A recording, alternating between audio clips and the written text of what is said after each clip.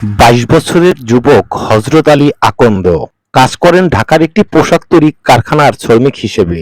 হযরত আলীর জন্মের পর তার বাবা ও মা স্বপ্ন দেখেন ছেলের বিয়ের সময় হেলিকপ্টারে করে নতুন বউকে বাড়িতে নিয়ে আসবেন। অবশেষে হযরত আলীর জন্মের ২২ বছর পর বাবা ও মায়ের সেই স্বপ্ন বাস্তবে রূপ পেয়েছে আজ শুক্রবার। গাইবান্ধার সাদুল্লাপুর উপজেলার ভাতগ্রাম ইউনিয়ন পরিষদের সদস্য ও বুজরুক জামালপুর গ্রামের বাসিন্দা রফিকুল আকন্দ এবং সালমা বেগম দম্পতির একমাত্র ছেলে হযরত আলী তার বাবা ও মায়ের স্বপ্ন পূরণে আজ শুক্রবার বিকেলে শ্বশুর বাড়ি থেকে নববধূকে হেলিকপ্টার যোগে নিয়ে এসেছেন নিজের বাড়িতে।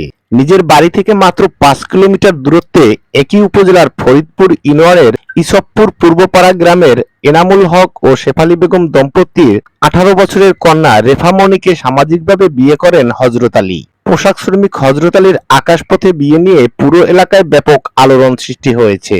বর ও কনের বাড়িতে হেলিকপ্টার দেখতে উৎসুক জনতার ভিড় জমেছিল। নতুন মেয়ে জামাতা হেলিকপ্টারে চড়ে মেয়েকে নিতে এসেছে। পরবর্তীতে বিয়ের আনুষ্ঠানিকতা শেষে মেয়েকে নিয়ে আবার হেলিকপ্টারে নিজের বাড়িতে গিয়েছে। এজন্য ব্যাপক খুশি কনের রেফা মনির বাবা এনামুল হক ও মা শেফালী বেগম। বরের বাবা রফিকুল আকন্দ ও মা সালমা বেগম জানিয়েছেন, হযরত আলী ছাড়া তাদের আর কোনো ছেলে সন্তান নেই। ছেলেকে হেলিকপ্টার যোগে বিয়ে করানোর স্বপ্ন ছিল। আজ তাদের সেই স্বপ্ন পূরণ করতে পেরে তারাও অনেকটা ধন্য বলে মনে করছেন। স্মার্ট সংবাদ নিউজ ডেস্ক।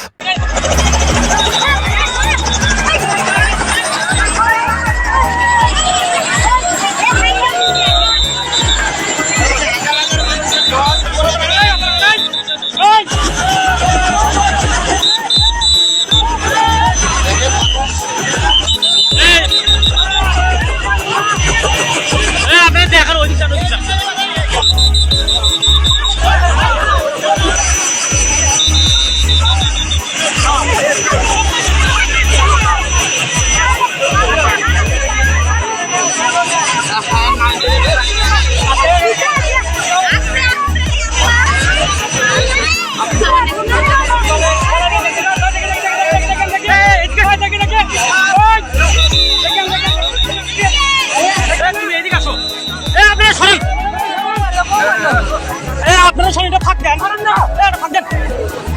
রনি তুমি এদিকে আসো।